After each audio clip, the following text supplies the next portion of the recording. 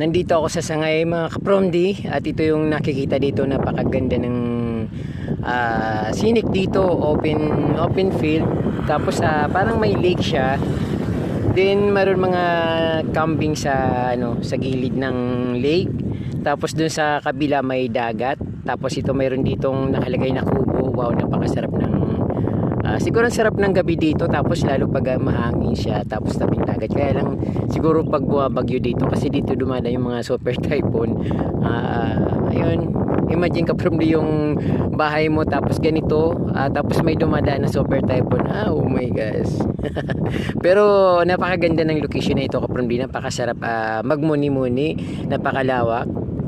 At ayan, may mga baka, kambing. Tapos along the highway, sa kabila naman puro rice field. Dito naman yung parang